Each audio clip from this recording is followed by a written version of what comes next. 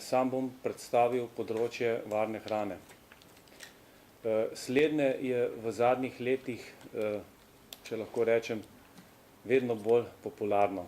Namreč začeli smo se zavedati izrednega pomena, strateškega pomena hrani. Včasih je bilo bolj govora o energiji, pa mogoče tudi drugih virih, sedaj vedno bolj v ospredje stopa prehrana. Namreč, saj vemo, za vsakodnevno življenje vsi rabimo hrano v taki ali drugačni obliki in je pravzaprav to naš osnovni resurs, ki ga rabimo za preživetje. Vsekakor so ključni cilji Slovenske demokratske stranke nekje, bom rekel, v navezi s sedanjimi ukrepi, s tem, da bomo še bolj poglobljeno delali posebej na nekaterih področjih, katera so se sedaj izkazala kot zelo delikatna, če lahko temu tako rečem. To se pravi, na prvem mestu je ozko gledanje varnosti hrane. Tukaj mislim predvsem na tisto varnost, ki pač vsebuje odsotnost vseh bakterioloških, fizikalnih, kemičnih agensov, ki lahko direktno škodijo našemu zdravju. V tem okvirju je tudi prehranska varnost. Prehranska varnost v bistvu se za ta izraz uporablja tudi samooskrba naroda, če lahko tako rečem, samooskrba Slovencev. V zadnjem času smo ugotovili, da ta samooskrba skokovito upada, kar nam povzroča velike skrbi. Namreč, če sami ne bomo pridelali za sebe dovolj hrane, to pomeni, da smo v prihodnjih letih, desetletjih postali, oziroma da bomo postali odvisni od tujega uvoza, kar pa se lahko v primeru določenih mednarodnih kriz, političnih ali pa kakšnih zdravstvenih kriz, primer kakšne izbruha, kakšne bolezni, ko se zaprejo meje, lahko pride do zelo nevarne situacije.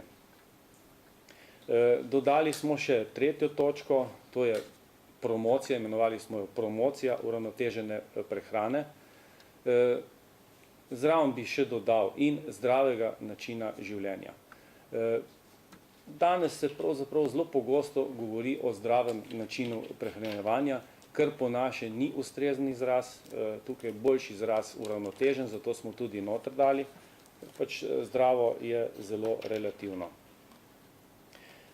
Če nadaljujem v okviru teh treh ciljev, ki sem jih navedel in potem tudi kasnejših, ocenjujemo, da je danes v sedanjem delovanju ministrstva kar nekaj ovir.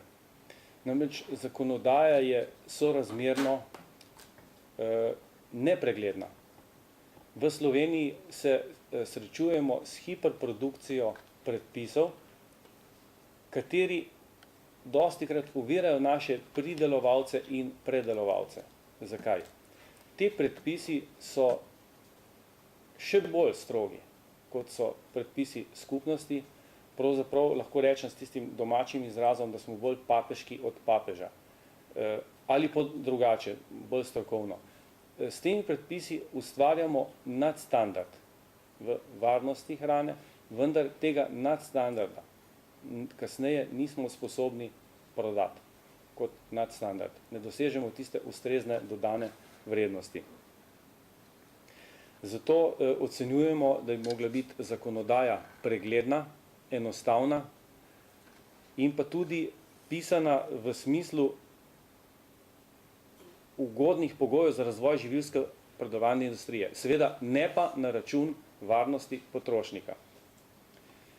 En zelo pomemben dejavnik v tem sektorju je tudi reorganizacija službe. Namreč varna hrana, to se danes pogosto ugotavlja, pogosto je v medijih, ni še vedno pod eno streho. Naš cilj je združiti v neko enotno organizacijo, ki bo skrbela za vsa področja varne hrane.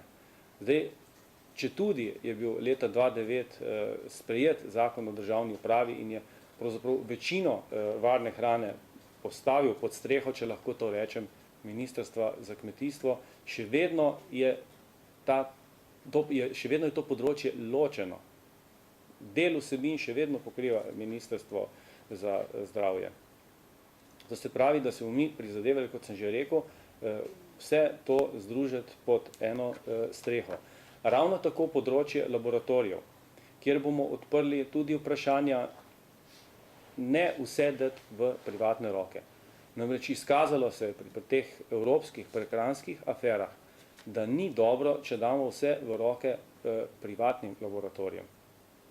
Še vedno morajo biti, ali pa mogoče celo odločilno vlogo, morajo imeti državni laboratoriji, kjer bi bilo bolje, da bi bili te uslužbenci laboratorijev, da bi prejemali državno plačo, ne pa da bi iskali možnosti in poti za zaslužek in bi mogoče na ta način lahko prišlo do slabšega položaja oziroma do slabše varnosti. To se je sedaj v Nemčiji zelo dobro izkazalo pri tisti dioksinski aferi.